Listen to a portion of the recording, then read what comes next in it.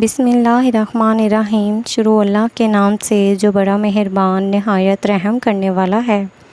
ایک علاقے میں ایک بابا جی کا انتقال ہو گیا۔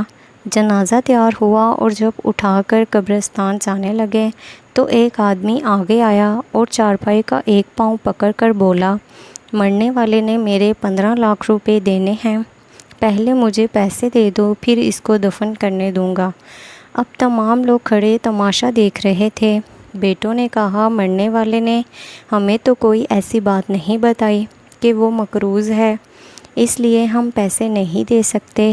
مرنے والے کے بھائیوں نے کہا، جب بیٹے ذمہ دار نہیں تو ہم کیوں دیں؟ اب سارے کھڑے ہیں اور اس نے چارپائی پکڑی ہوئی ہے۔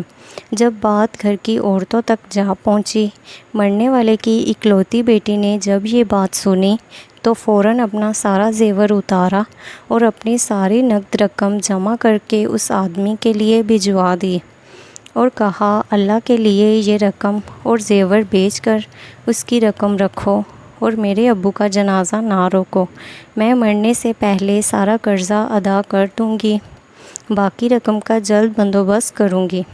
اب وہ شخص کھڑا ہوا اور سارے مجمع کو مخاطب کر کے بولا، دراصل بات یہ ہے کہ میں نے مرنے والے سے 15 لاکھ لینے نہیں بلکہ اس کے 15 لاکھ دینے ہیں، اور اس کے کسی وارث کو میں جانتا نہ تھا، تو میں نے یہ کھیل کھیلا۔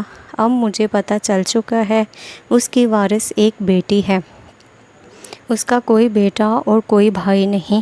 اب بھائی منہ اٹھا کر اسے دیکھ رہے تھے اور بیٹے بھی۔ محترم دوستو، جن کی بیٹیاں ہیں بہت خوش نصیب ہیں، لہٰذا بیٹی کی پیدائش پر خوش ہونا چاہیے۔ بیٹیوں کی شریعت پر بہت فضیلت بیان کی گئی ہے۔